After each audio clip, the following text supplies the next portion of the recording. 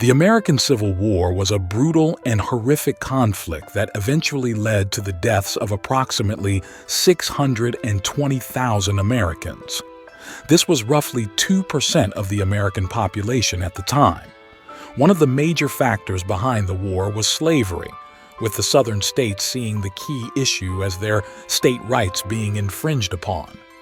The Southern states wanted to assert their authority over the federal government and have the ability to abolish laws that they didn't support, such as those interfering with the South's right to keep slaves. There was a growing thought in the Southern states that they were losing their influence, which became obvious to all when Abraham Lincoln was elected as president without receiving a single Southern electoral vote. This led to many Southern states feeling excluded from the political system, causing them to turn to the only alternative that they believed was left to them: secession. A political decision that led directly to war. When the war ended with a Union victory, there was a period of 11 years, from 1866 to 1877, called the Reconstruction. This aimed to reorganize the Southern states and provide them with the means for readmission to the Union. But not all Confederates wanted to let go of their right to own slaves. One such man was former Alabama state senator and staunch Confederate William H. Norris. Norris and his son traveled to southeastern Brazil and purchased 500 acres and land. They proceeded to purchase 3 enslaved workers, planted cotton, and sent back for their family to carry on with their lives as if the Confederacy hadn't just collapsed. Norris wasn't the only Confederate who had this idea. Estimates vary, but thousands of Confederates left the United States following the war, with the majority of them flooding to Brazil. Brazil was such a popular choice due to the incentives from the Emperor Dom Pedro, a Confederate ally who had sheltered and supplied Southern ships during the Civil War. He offered land to Confederates for as little as 22 cents an acre, subsidized their transport to Brazil, provided temporary lodging upon arrival, promised them quick citizenship, and even personally greeted them as they arrived. Dom Pedro had 2 main motives for luring Confederates to his land.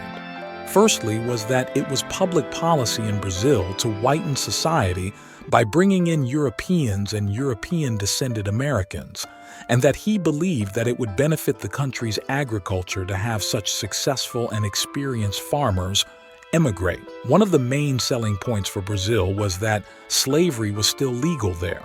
In fact, Brazil, over the course of its history, imported more than 10 times as many enslaved people as the United States. Soon, Confederate settlements started popping up from the Amazon in the north to Parana State in the south, with people flocking to Brazil with the promise of fertile land and the freedom to continue their Confederate ways. But within a few years, the settlements started to be abandoned, with the majority of Confederates moving back to the United States. This was due to a number of factors. The soil was ill-suited for the cotton plants many wanted to grow.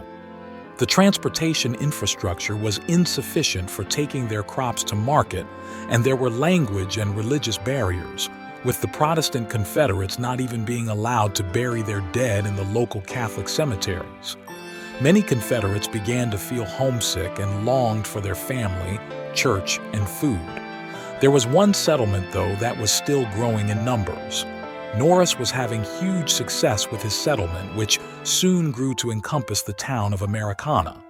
At its peak, Americana was home to as many as 3,500 Confederates.